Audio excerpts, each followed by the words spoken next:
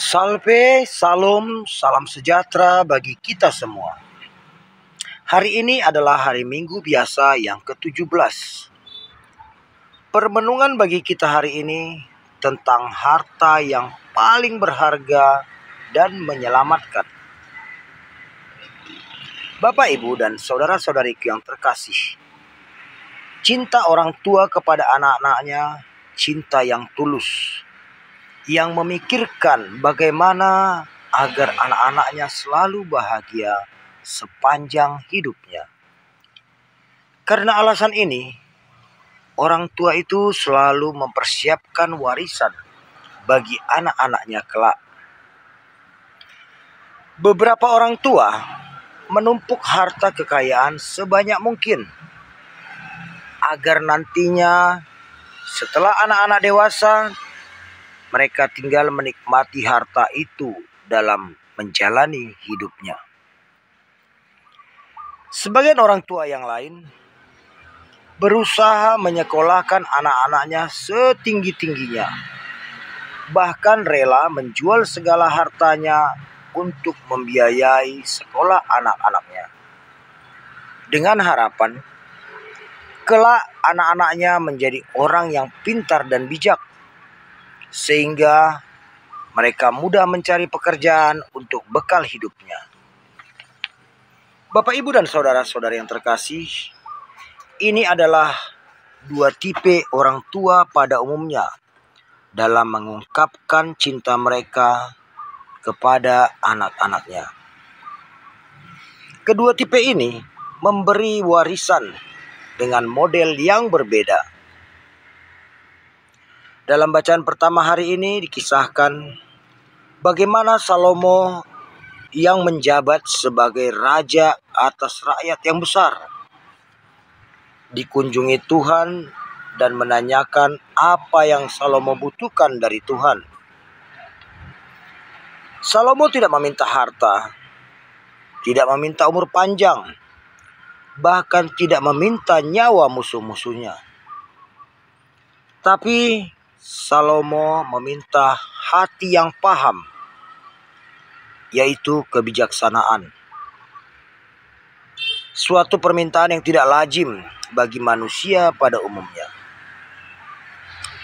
Tapi sesungguhnya permintaan Salomo ini adalah permintaan tertinggi dari segala berkat.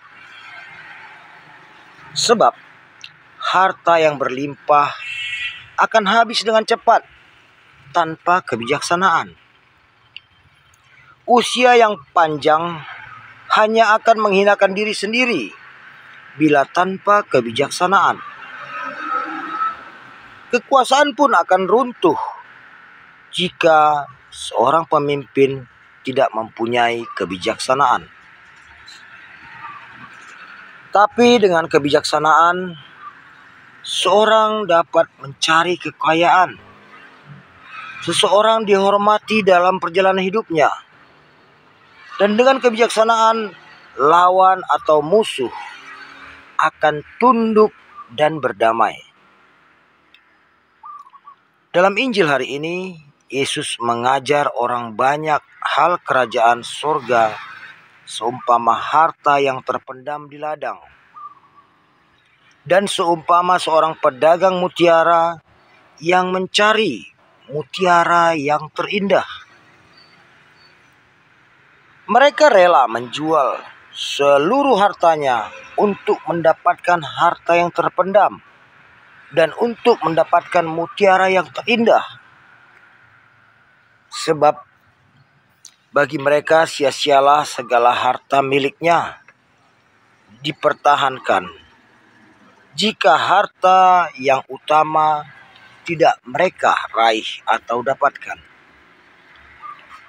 Perumpamaan Yesus ini mengajarkan kepada kita agar kita dapat dengan bijak untuk memilih bahwa surga atau keselamatan abadi adalah harta yang terutama, yang harus kita kejar, kita raih, walau kita harus melepas segala harta dunia yang telah melekat pada kita masing-masing. jabatan, kekayaan, kehormatan seharusnya kita manfaatkan untuk meraih surga itu. Kita harus bijaksana untuk memilih yang utama dari segala yang ada. Melepaskan diri dari hal yang kurang berguna untuk mendapat yang sangat berguna. Sebab pada akhir zaman malaikat-malaikat akan datang untuk memisahkan antara orang jahat dari orang benar. Barang siapa yang tetap terikat dengan harta duniawi yang kurang berguna itu, tidak layak masuk ke surga. Melainkan mereka akan dikumpulkan dan dibuang ke dalam tungku berapi. Di sanalah akan ada ratapan dan kertak gigi. Bapak, Ibu, dan saudara-saudari yang terkasih dalam Kristus.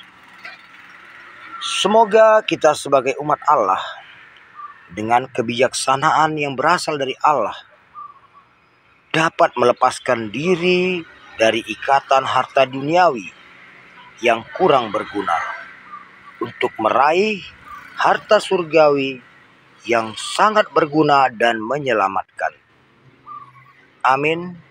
Dalam nama Bapa dan Putra dan Roh Kudus. Amin.